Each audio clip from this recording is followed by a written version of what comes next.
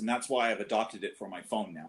And I'm being signaled by a short person, so I'll be right back. You guys get started, and I'll come right back. All right. More or less here.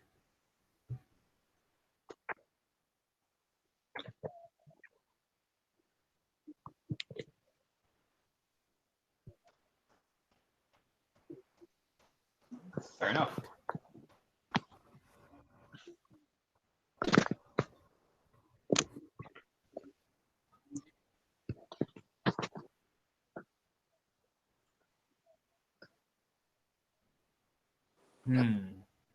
When you say long-term vision for the, can you define that?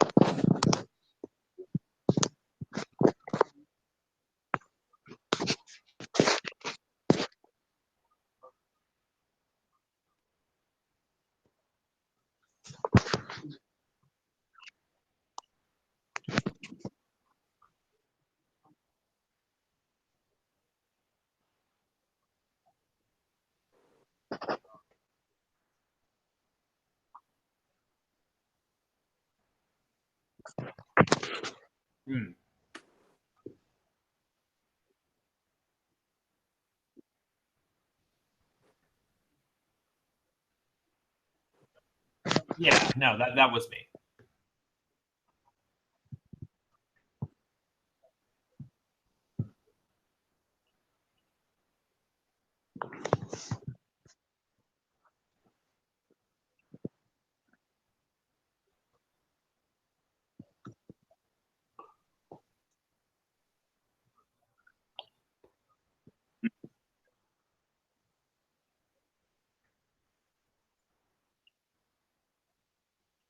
Okay.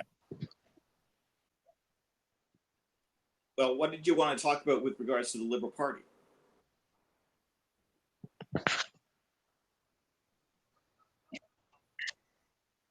Okay. I'm quite actually. Well, I'm kind of Liberal partied out at this point, so I'd rather start with the long-term future of the Liberalist group because I think that's really because I think the talk about the Liberal Party can actually jump off of the back end of deciding what we are going to do as a group. Because yeah, if we decide, much to my chagrin, I'll just put my feelings out there right now. If the group decided to be a political party, which I am 100% opposed to, then the talking from the talk moving forward would be very different than if we decided to be a think tank. You get my point? Okay.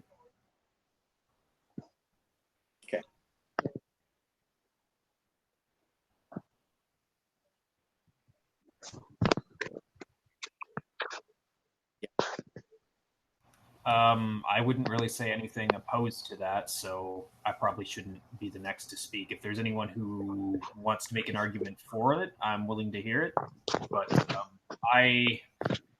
I view myself as being more or less in Steve's camp. The short-term goals of us, I think, should be to work as an advocacy group in order to put pressure on like liberal candidates or people who we feel like soft conservatives who have liberal ideals versus, say, more authoritarian conservatives who are more like religious, pushing for sort of more of like a tradcon doctrine as opposed to a more like traditional liberal like sort of doctrine. I would say we should be the ones trying to promote these specific members into the parliament if we can, in our either on a countrywide scale, or if we're not big enough to do that, then at least on an individual provincial scale, we should be doing what we can to support those candidates.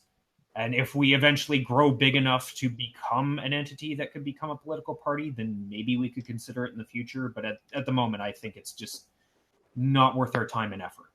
Okay.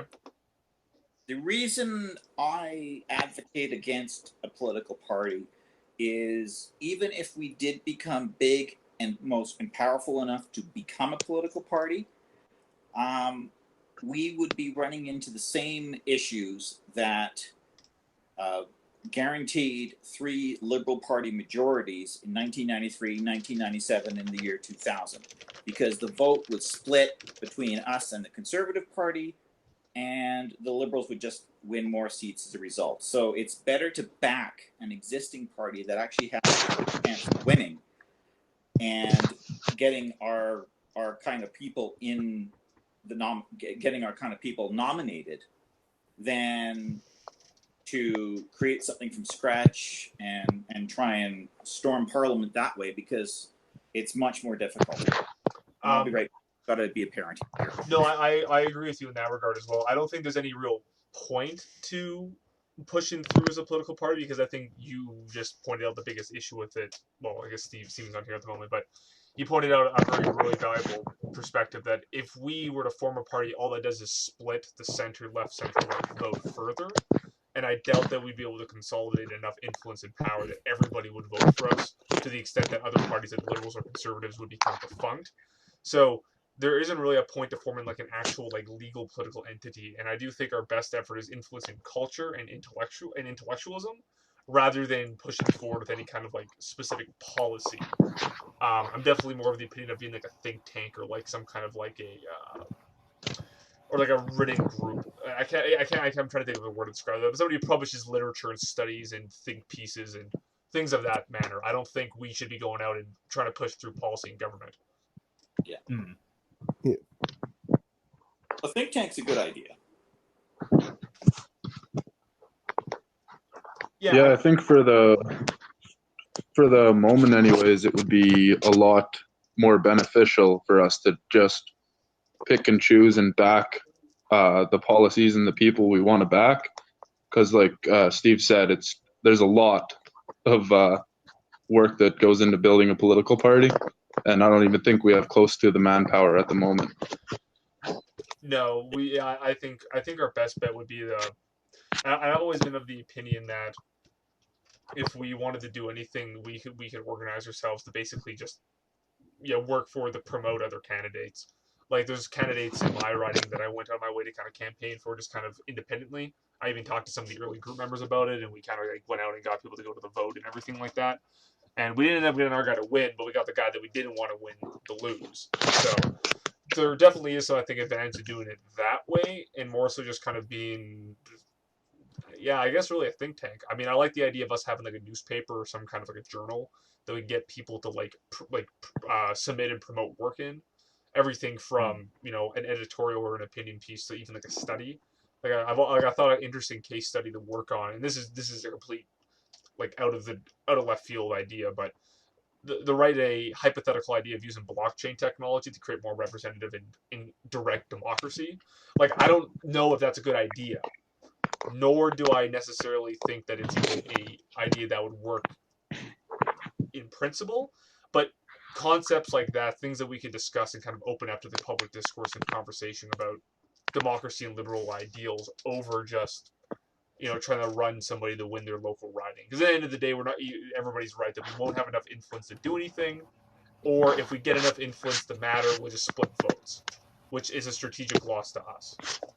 So one thing Steve brought up, which I think it's like, I don't want to get too married to the idea of promoting like any given party during an election. Obviously, if the Conservatives are backing policies that we agree with far more than the Liberals, then maybe for like a specific election we say we should probably side with the Conservatives more than the Liberals. But I think it's far more important to get people who agree with liberal ideals and like true traditional liberal ideals, as opposed to just backing any specific party. Because if the Liberals finally decide to flip-flop back towards a system that works instead of driving this leftist ideology, then I'd be happy to support them. But the problem is it's just not likely to happen, at least not anytime soon. Yeah, when it comes to backing a specific candidate, it boils down. It comes down to whether or not do they support our particular viewpoint. And I think most of the time, 9 times out of 10, it'll probably be the Conservative Party candidate. Like even Stephen Harper was pretty much a libertarian. He had his religious views and everything, but that's fine. Yeah, But no. overall, he was an laissez-faire economic liberal, really, and pretty much in line with me. It's ironic because, like, during the time of Wilfrid Laurier, the conservatives were the authoritarians, the liberals were the actual libertarians. They were the party that promoted free trade. And then somewhere around Lester Pearson, Pierre Trudeau, they flipped and became socialists. I think it was like that mid 50s, 60s sort of mindset where everyone was just, hey, free love. Let's stop the wars. We've got to work towards a better, more global community. And like, okay, globalism. Like, that's gonna work. Let's just remove all borders. Yeah, actually see how that works. Legitimate question. And this is something that I know we've talked about before, but now that we're in discussion about where we as a party are going to be going, we should probably nail down one kind of value here that's going to be important. I think it's pretty obvious that pretty much everybody here is on board with not being a political party and basically just being a think tank that advocates for an individual or parties or people that we like. That's bipartisan. Like, we won't. I have no interest in promoting just a conservative party, obviously. Yeah. So I want to jump in there, Liam. Sorry to interrupt you. No, please. Just remember that there is a think tank out there that does espouse economic liberal ideals, and that's the Fraser Institute. Mm-hmm. Right? Yeah, of course, yeah. And that's why I think that we definitely need to differentiate ourselves in some manner, even if that differentiation is the fact that we do more. I mean, we exist in a different culture than the Fraser Institute exists in, and that probably has value in our kind of niche marketplace.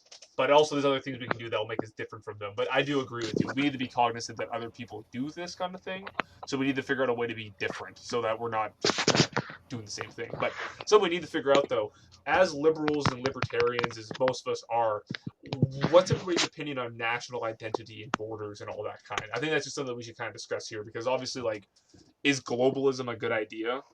Or because like a true libertarian would say we should have independent freedom and then people should be able to come and go as they please, which might say that national borders don't make sense. But at the same time, it's kind of hard to argue against legitimate borders for nations. So I'm just kind of curious to know what the general consensus in the group is, one way or the other, in terms of how left or right we are in terms of, I don't know, freedom of mobility or that kind of, everybody get together and kumbaya drum circle. Like, you know what I mean? Like I mean, that's just, I think that's a distinction we need to make, because I think people differ in that, and if we're going to be going forward as a more cohesive organization, we should probably kind of figure out where we fall, at least in my opinion. I've spoken a lot, so I'm going to keep quiet for a few minutes. Yeah, I'm on the same couch. Yeah, I should probably not talk too much either. You two, open up. Well, we have a pretty easy time with borders as far as any other country in the world. We only have one. So it's really the question of protecting borders pretty much just comes down to how open do we want to be with the United States. As far as globalism, it probably depends on the situation. Like, who are we opening up to? Like Aaron O'Toole during the Conservative leadership election was really going hard with the Kanzuk thing. So do we want to do that kind of thing? Are you guys into the opening up to everyone? Like, I think that it really is a case-by-case thing as far as globalism. But the border thing, the actual physical border thing is pretty straightforward. Yeah, no, that's a good point. I'm not oh, sorry, do you want to go, Dominic? Yeah, sure. Borders are, like, again, case by case. We can see, like, how it's not supposed to be done in cases like Europe right now, where they just opened the border and their countries have been flooded with people. If, like, there was a way to be able to open up the border, but, like, control who can and cannot come in, that'd be a little helpful, I think. Not just, like, open it up and say we're open for business, anyone come in. Here's where I stand on borders and national identity. I think a national identity is important to bring together the population of the country towards a common goal and a common set of beliefs. Now, you may have disagreements over those beliefs, and that's fine. That's important in a democracy. But you have to have a shared sense of identity. Otherwise, you get social and economic chaos. Yes. That's what we're seeing in the UK right now, is because there are large swaths of the population who identify with their religion. I'm not going to say which, but it's obvious we all know which one it is. Yeah. More than their national identity.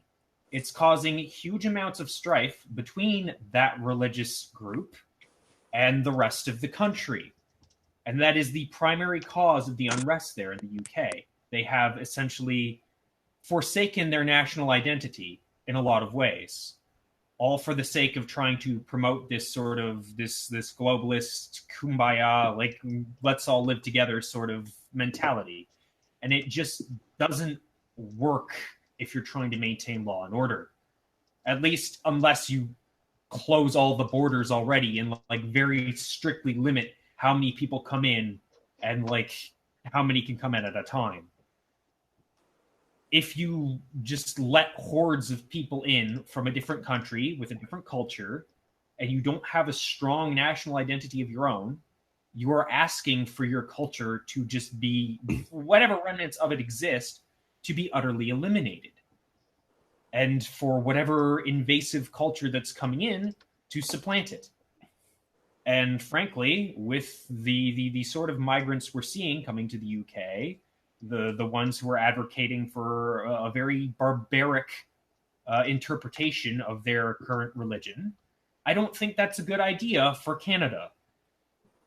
Now, I'm not necessarily saying that's going to be a political reality for us to deal with, but I don't think it's one we should encourage. So you can say, we only have to really deal with the U.S. border, and that's true. Like, we're not going to be, generally speaking, dealing with immigrants from abroad in any large scale, probably, unless they start sending ships of them over for whatever reason. It's unlikely. But it's I don't know. Like, we shouldn't forsake our borders or our national identity. Like, it is important that Canada remembers who Canada is.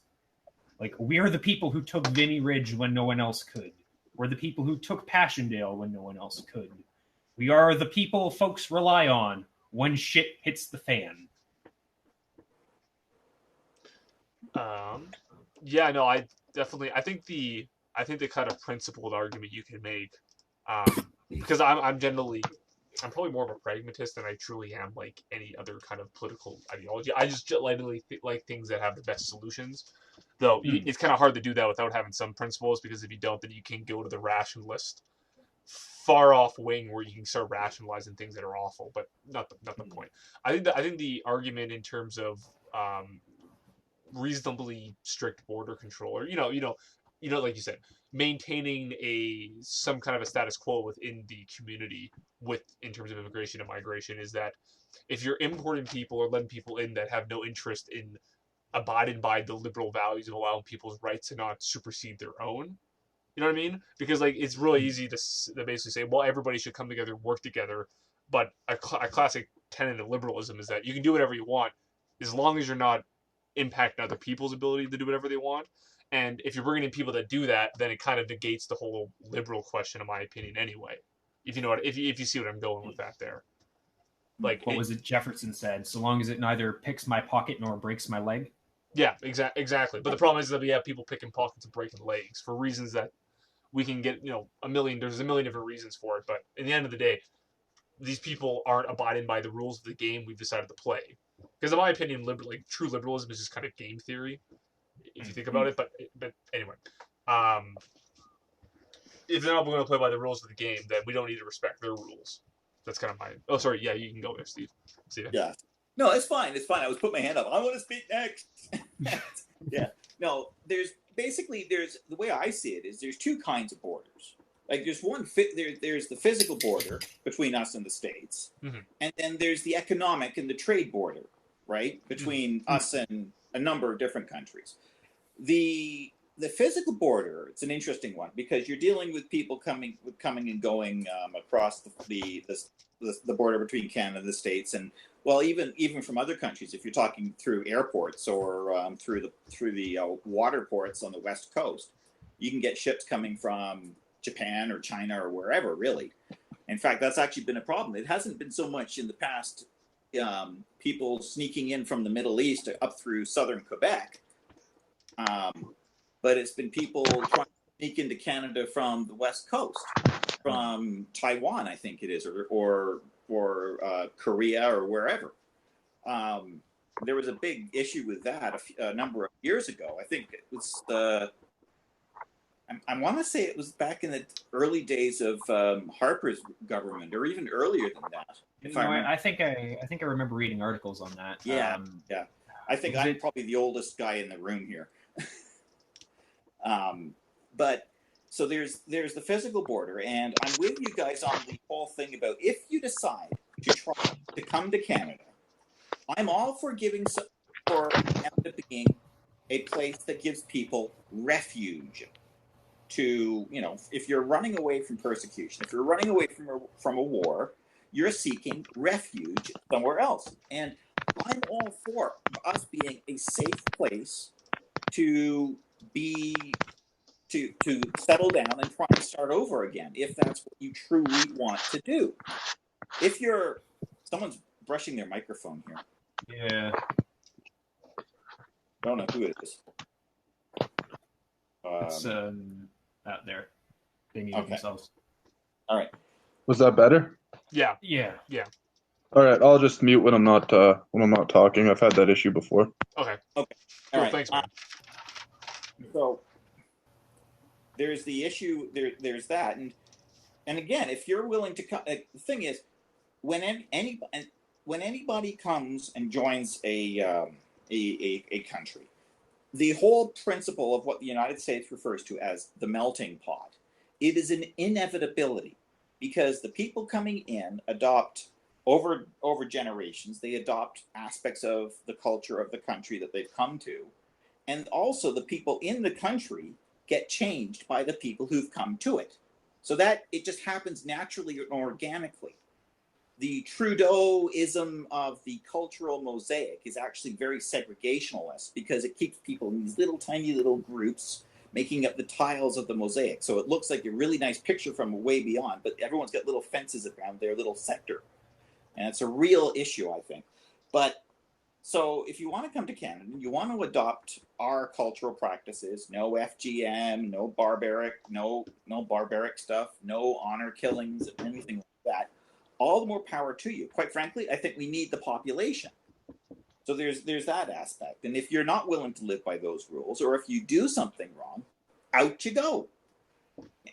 Now, then there's the economic borders with the trade, and I think we've got this massive economy to the south of us, and they're doing a lot of America first right now. That's not going to be very beneficial to us, because a lot of the trade that we have and a lot of the goods that we use come up from the States. Like, for example, my phone or the iPad that I'm doing this live stream from. It was imported, I'm sure, from the U.S. So I think trade and a global approach to trade, I think that's also something that's inevitable. Certainly.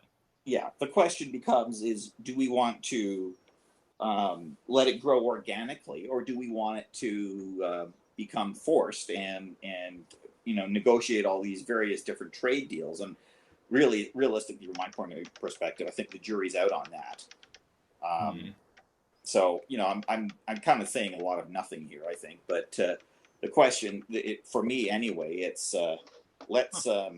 I think we need to have a completely free and open free trade policy, with the understanding that we've got resources such as lumber is a big one, and other things as well, and we benefit from that through selling the lumber to places in the States, and then we buy goods back from the States, and away we go. So there you go. So I think caution on the border and free economic trade. I would largely agree, and I think you made a proper distinction there in regards to the economic side of the argument. With the old Angry Worms song, we got rocks and trees and rocks and water. And dirt. No, that said, though, I think we should, well, I don't know, maybe if it's something to discuss here, but water is one of our biggest resources and will be going forward, and it's something we need to consider. Desalination plants are going to become more and more important as the population continues to grow and the amount of drinkable water continues to become more scarce.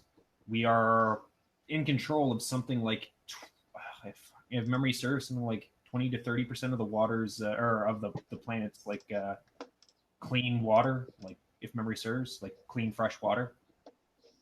So that's something to consider as a scarce resource that we could potentially take advantage of. As far as actual economic trade goes, I like having a general laissez-faire approach, though I think if we do anything in regards to setting up trade deals with anyone, we should consider setting up a trade deal with the Asian market right now and get in on that while we can, because the Asian economic bloc is exploding. They are set up to within, if memory serves, within 2060, like by 2060, it is predicted that they are going to overtake the U.S. like between Korea, Japan, China, and I think the Philippines and like some of the Southeast Asian countries. They are largely considered to probably surpass the U.S. in terms of economic output. You guys are likely to see that. I'm not. That's fair. I'm just saying, like, we should probably consider starting to like find people who are willing to set out the groundwork now for setting up that economic reality and working with the Southeast Asian bloc and getting our economic priorities in order, because it's not an inevitability that the U.S. will continue to be the world's greatest economy forever. Well, if we get another Obama in, they won't be. No. Especially with the amount of debt they've accumulated and the fact that they haven't worked at reducing it in God knows how long. It's been since Clinton, since they've actually run a surplus, and even then that was a manipulated surplus where I think he was leeching off of the what was it? He was leeching off of the Social Security benefits in order to run it, if memory serves. Yeah, well, China owns the United States, pretty much. More or less, yeah. So, and we're not much better off, by the way, here in Canada. Well, no, not at all. But at least we've proven we can run a surplus. I mean, admittedly, it was under the Conservatives, but it's possible for us to do it. Even then, that was based on raiding the EI fund. Oh. And that was the Liberals, by the way. The Liberals balanced the budget by raiding the EI fund to start with. They set the precedent, and the Conservatives continued to do it. Well, maybe then that speaks to us needing to find some austerity measures. I hate to say it, but it may be something that we need to look towards in the future, because if we can't balance the budget and we continue to strive towards more debt, that doesn't speak well to our economic future. Well, we'll go into default and then we'll end up like Greece. Yeah, I'd like to avoid that. Yeah. Well, the only solution's the hardest solution, which is you got to shrink the government. Bingo. That's all you can really do. Like, there's too many government jobs, too much redundancy. Well, Just take your economics. And as far as trade goes, like at the moment, to me, it seems like the most important one are the pipelines. Get that built. Like that's a big one. I love the for the here and now. God, I love the fact that BC and Alberta are actually in like a trade war right now. Like that, like I just love the idea that two provinces run by the same party are fucking with each other this distinctly in terms of trade. It's just great. I don't know why, but I did it. Well, Notley's hardcore. Oh yeah, she wants to start fights with everyone. I did a YouTube video called Rachel and the Idiots. It was a picture of BC Premier Rachel Notley, and Justin Trudeau, all in the most compromising, stupid poses you could imagine. Justin Trudeau into the back, like.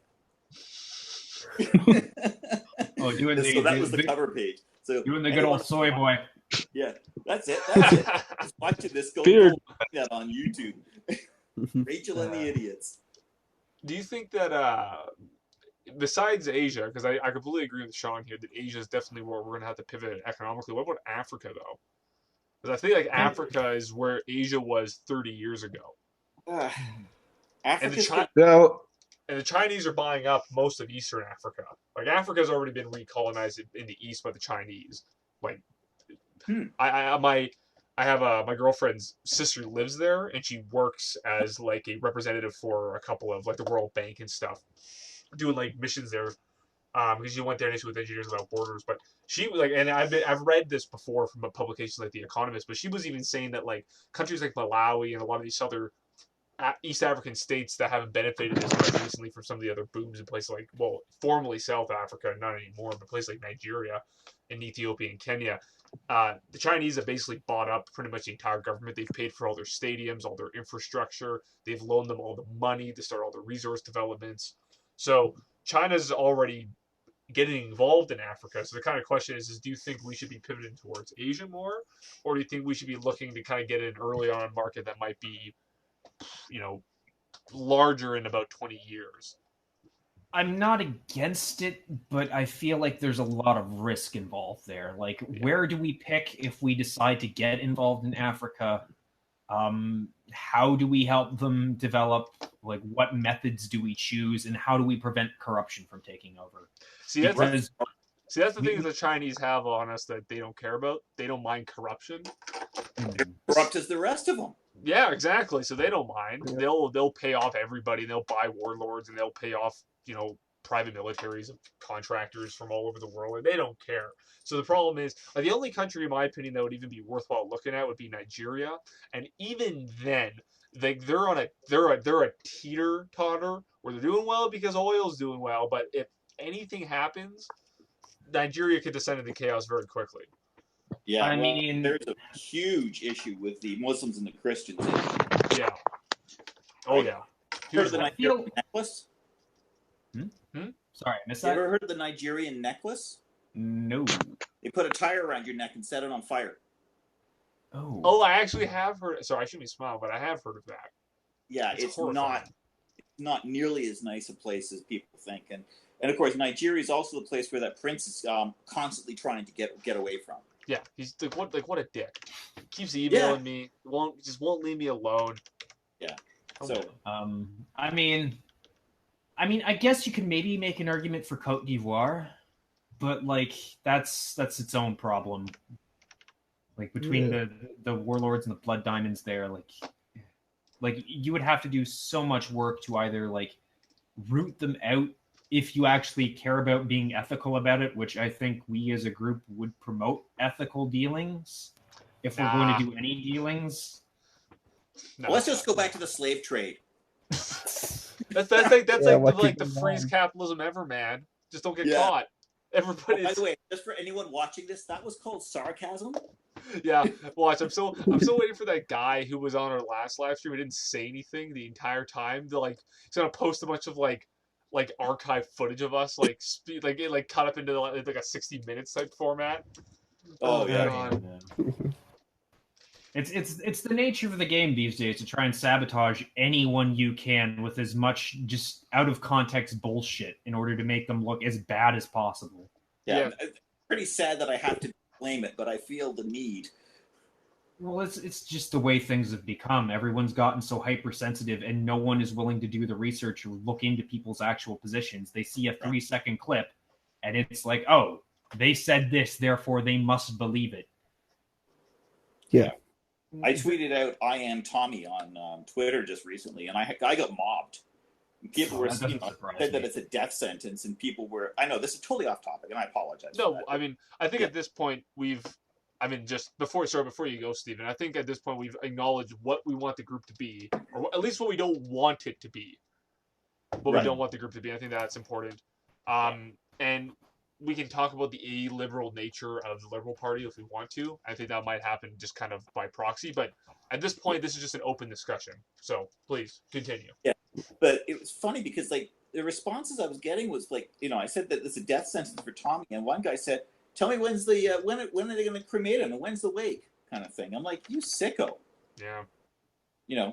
I can't believe the number of people who support child rape. And that's the same type of argument that they're using. Because one guy said, "Oh, you must be a racist or a bigot or something because you're backing Tommy." Wait a minute. No. Why do you support raping kids? Like that's the same kind of argument. It's dumb. Binary thinking. Anyways, off topic. Okay, that's off my chest. I get that. I remember. I think the thing is, I was gonna say is that like I can't even even in real life now. I'm always super unless I know who I'm around. It's so uncomfortable, especially on the university now, just to be in class with people like shooting the shit, making jokes because like I've seen things escalate to like really uncomfortable places, like just like instantly like that, and they're not even like not even. Sorry, excuse me. Like, are you talking like in class? Yeah, just in class. Oh. Yeah, and I'm not in most of my STEM classes, but I remember I took a poli-sci class and I just sat there with my buddy and we were just making jokes, kind of shooting the shit, like not taking things too seriously. And I mean, like it was kind of an open form discussion to pair. Like it wasn't like we were supposed to be listening. We weren't causing a disturbance, but I remember even just the discussions of certain topics in the room would cause other groups of people to get quiet. And they would even sometimes just kind of like glance over at you, especially if you're being flippant about it, which I often am. And that, no, it was eerie. And even like it's even now in everyday life. I remember I posted that photo to the group of this person I knew who was like wrote this giant Facebook post on Cinco de Mayo about cultural appropriation and like that one, yeah. But what's even funny is like I know who this person is. Like I grew up with this person, and I was just I was like, what the fuck, man? Like the fact it was like when the protests at the university happened. Like it's so surreal to be seeing all this kind of stuff like happening in Saskatchewan, of all places. Like, this would be the last place that any of this culture like bullshit should be happening in. But of course, I get like all of it. I don't know. I think it just shows how pervasive it is right now. Next time something like that happens, grab your phone and start recording it. Yeah, no, I'm starting to think about that. I think about that. I think about what happened to Lindsay Shepherd, every day, because oh god, I mean, I've definitely said enough stuff that I could end up there faster than she could. Also, I mean, like the moment you stick your neck out and start doing YouTube videos, especially when you're doing a more right wing side of things. Mm-hmm. You can get into all kinds of trouble. Like I created something called the Triglometer, which is a picture of Trigglypuff. You know who she is, right? And it's a little at the bottom of the screen that expands, and when it hits maximum, she's doing this. And then of course it goes down again as she drinks her water. So anyway. Oh god, like I got someone new in the chat. Yeah, it's in one of my videos. That's the trigger. What was I going to say? Trigger measured in puffs.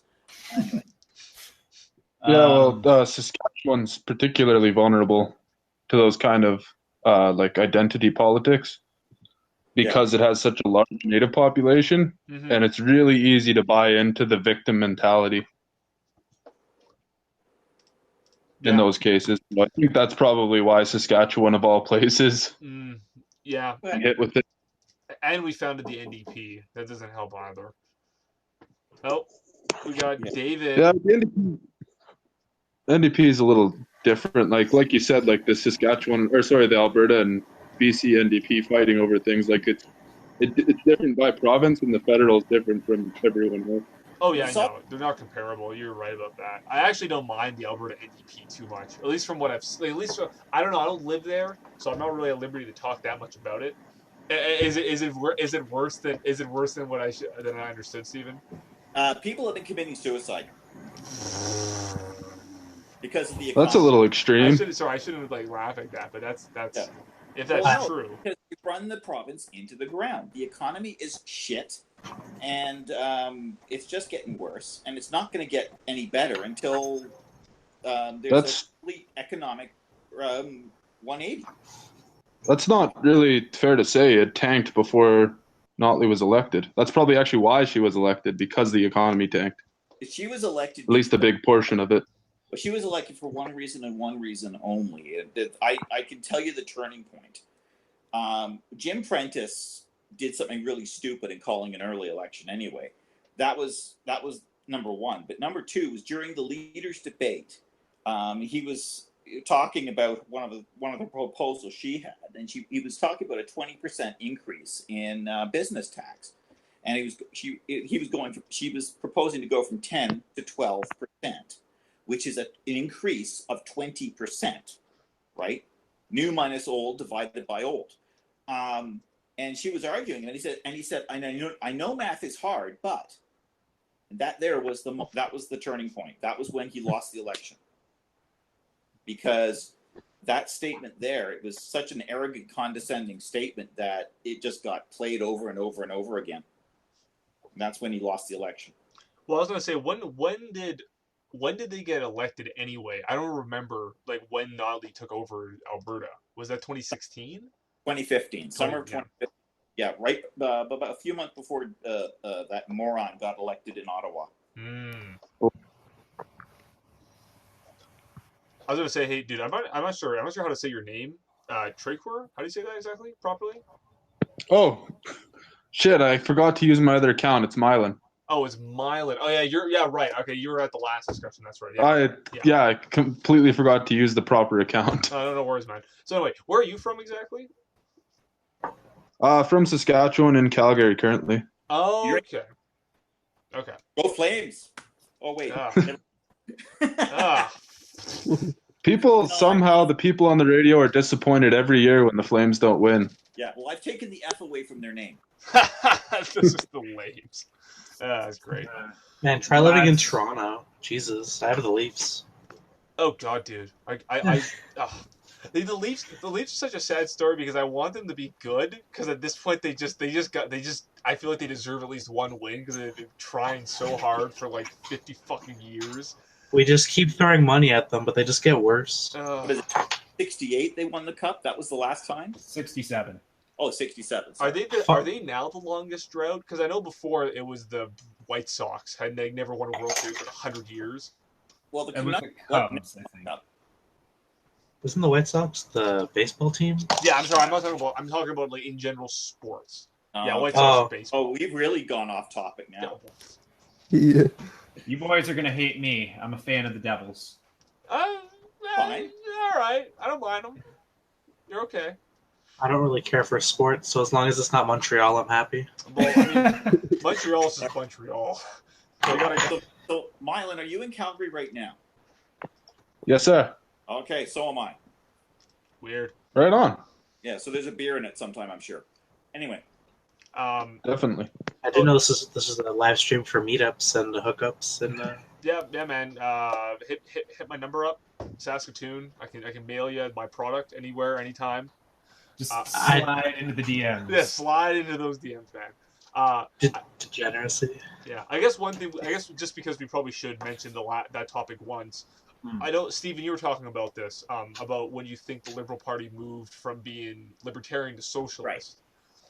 That was, I think it really hit the ground running underneath with, I think Mackenzie King started to send it in that direction. Mm-hmm. But I think really under Lester Pearson, because he never had a majority government.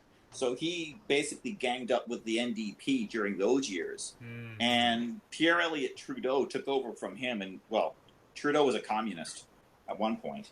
So, and Trudeau was a fan of Castro. There's rumors suggesting that Castro was Justin's real father.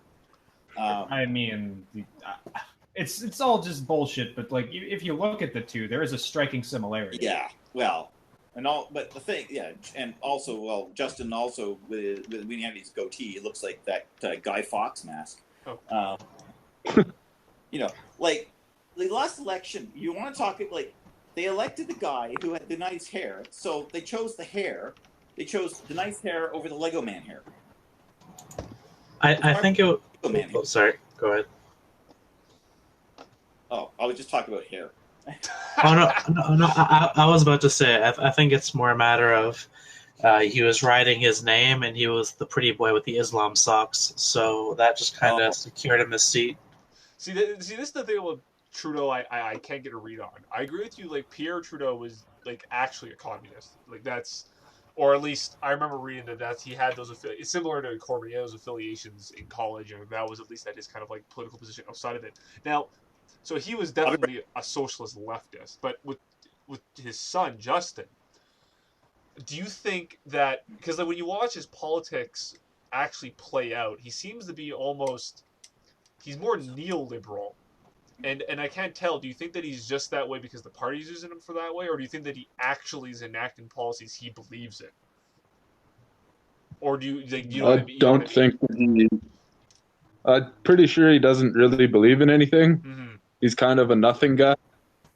Yeah, as far as I think it would be silly to call him a socialist. He's not. Doesn't really seem to be doing that. He's a crazy identitarian, but I don't think he's a socialist by any stretch. Well, he's spending money like a socialist. Yeah. Well, that's true. And he's making money like a socialist. Also true. I mean, Yeah, he's taxing the rest of us.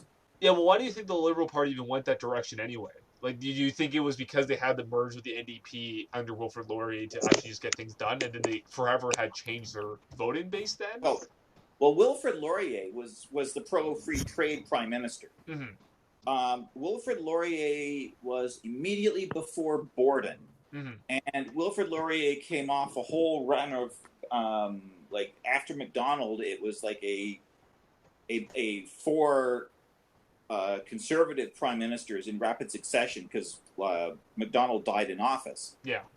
So Laurier was all for free trade, and then he was stopped because Borden wasn't, and Borden led us through the First World War. Mm-hmm. Mackenzie King tried to bring about free trade, but at the last minute, his mother, who was dead for God knows how many years before, told him not to. Yeah, Mackenzie King was a little strange. So there's all that, but then it was like Lester Pearson, when he was prime minister, after Diefenbaker was ousted by Louis Saint Laurent, I think. I could be wrong there. Mm-hmm. I don't remember. It was Diefenbaker, then it went to, I don't remember. Doesn't matter. But Lester Pearson was prime minister for 2 terms, with a minority, so they were really short governments.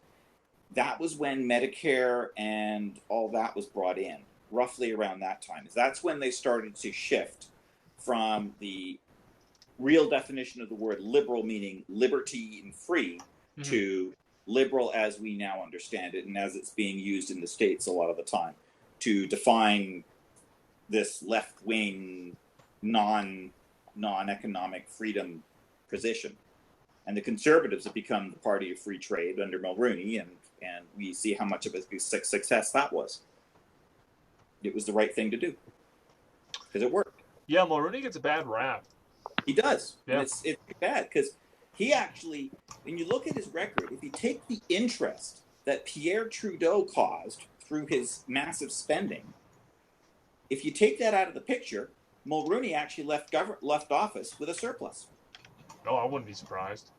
Well, he did. It's like, well, I've done I'm saying it doesn't surprise me. He always seemed like he was one of the few, truly competent economic leaders we had.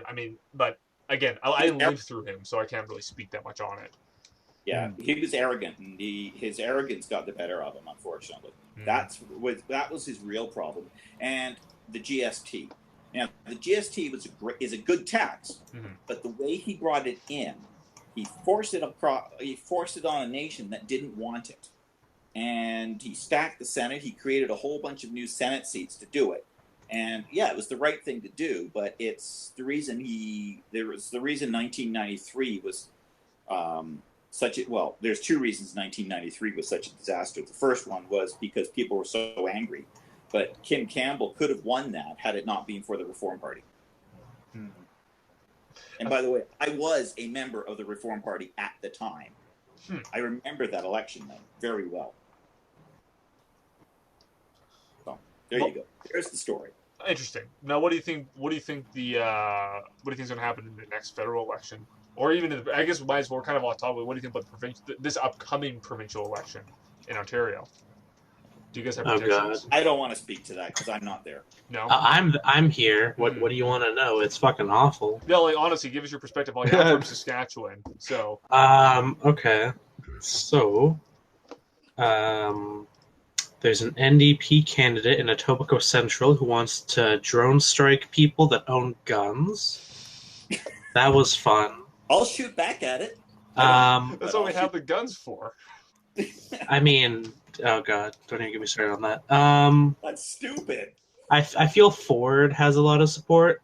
The NDP and Liberals are very huggy for a while, but then the NDP's polling improved, so now they're back to cannibalizing each other. A good thing. Yeah, I'm not. I personally think Ford's gonna win, not by any large margin, but he's if he actually quantified half the shit he was saying, he'd have this in the bag. But he's just making a lot of, we'll just put money back in your pocket. Don't worry about it. But like if he actually quantified it, that would be something that he could actually work with. But because he hasn't, that's basically the major thing the Liberals and the NDP have been attacking him on. He needs someone in his office who can give him a solid plan to market to the populace. To make Ontario great again, you know? Yeah, exactly. I love it. That was the that was the first wave of attacks against him. It's like he's just Canadian Trump, and then his polling increased, so they stopped saying it. What's his name? Kevin O'Reilly? Kevin O'Reilly. Oh Lord. Yeah. Now, so there is actually a lot of support for Ford. Yeah, well, especially in my area. Like I live down the street from where Rob Ford used to live. Oh, so you're. Oh well, I guess. I'm on the border of Etobicoke. Like I could take a piss and hit Rob Ford's house if I drink enough water. But well, where I live in Western Niagara, there's a lot of support for Ford out here. We're mainly rural, but once you start hitting like Port Colborne, Welland, Niagara Falls, they used to be like liberal hotspots. I've been driving around there. Not a single liberal sign is out. It's all either conservative or mainly New Democratic. Yeah, that whole area that's big steel town, isn't it? So yeah, well, more closer to Hamilton will be the steel stuff. It used to be Welland. We had a lot of industry there, but it's all closed up and packed up.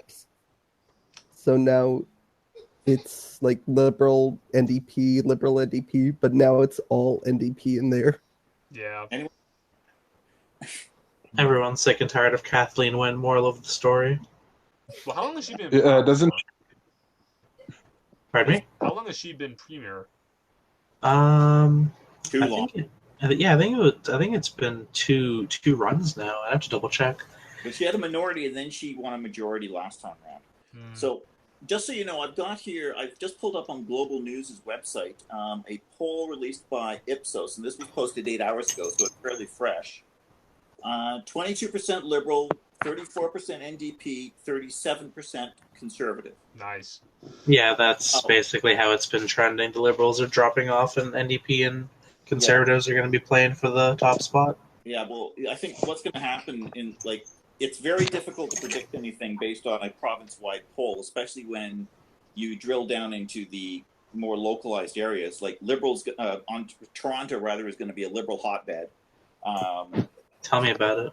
905 and 905 and what's the other area code out there? 780.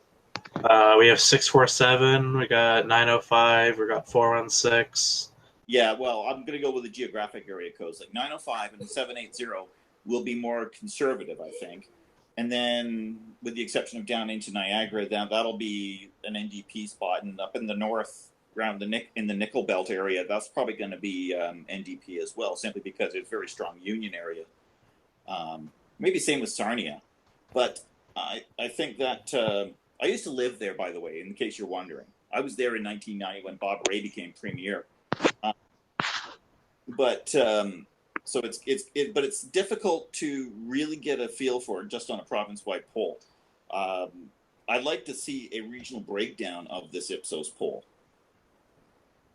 So I'll see if I can find that here. Well, Kathleen Wynne has been in power since 2013, and the Liberals have been in power here since 2003. Jesus. Yeah, Dalton McGuinty. Yeah, and it's just been scandal after scandal with the Liberal Party, and everyone's sick of it now.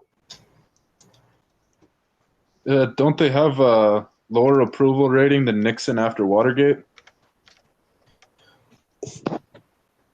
I heard that people were really not digging Wynne these days. Oh, I remember it was at something like 12% at one point. Like it was like she That should have was probably- stepped down. That was probably during like the college strikes. I know everyone was fucking pissed, especially all the students. Oh yeah. Like I was one of them, and then the whole having her hands in her pockets for 5 weeks, and then she's like, "Well, now time to do some back to work legislation," and then she tries to ride in like she just fucking saved the students. Like, you wasted 2 months of our year. You should have done this so much sooner. There was a strike at universities and colleges? The Ontario colleges were on strike for 5 weeks. Yeah. And I think one of the universities is still currently on strike. I think it's Ryerson. Yeah, I have a family friend who is at that university, and they've been on strike for a while. Yeah. But of course, government's not in session right now, so there's no legislation to bring them back to work yet.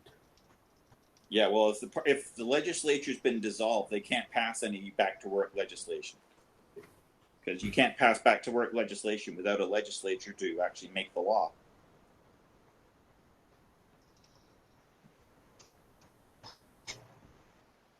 So sucks to be them, I guess, until things get established. Yeah, you know, like, just moral of the story is just don't move to Ontario. I feel that.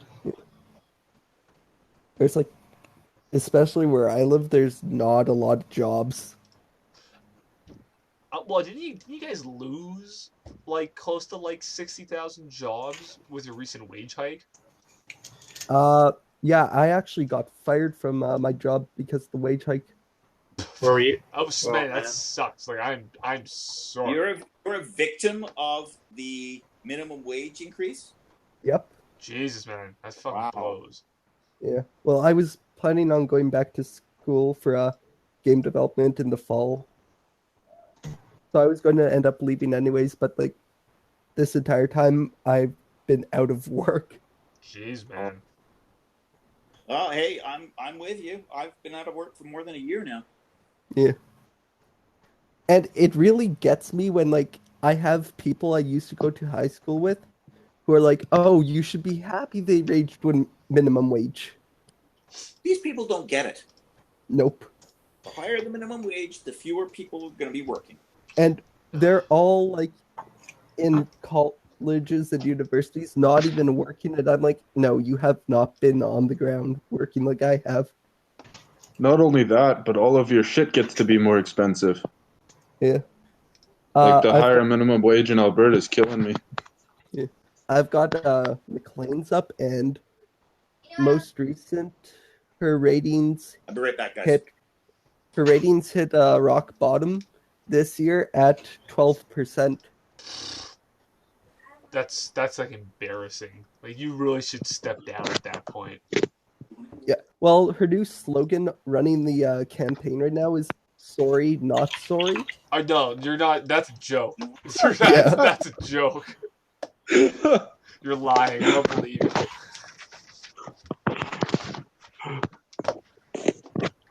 Are you actually being serious? I mean, she has a lot of like radio ads and TV commercials. Like, I don't know why people don't like me. I just try to do my best when I wake up at 5 a.m. to go for a run. I'm just trying to make everything more affordable, like making things more expensive, because I'm Kathleen Wynne. That's the equal distribution of poverty. Yeah, everybody's Yeah. equally poor in a communist society. We win. Yep. Everybody's zero. Yeah, just so you know, guys, I keep getting up and disappearing for a few moments because I'm parenting tonight. Oh, well, So- look at you being responsible. Yeah, well, I thought you were just keeping your cat company. which one? I've got 3. See, that's dedication. Right there. Look at that. I need some horn-rimmed glasses and a tool belt with the water bottle and the brush. And I work at PetSmart. I'll hook you up. Don't worry. oh, Nice. cool! Excellent. Oh, this has gone south quick, hasn't it? I mean, we've been live streaming now for I think around over an hour and a half now.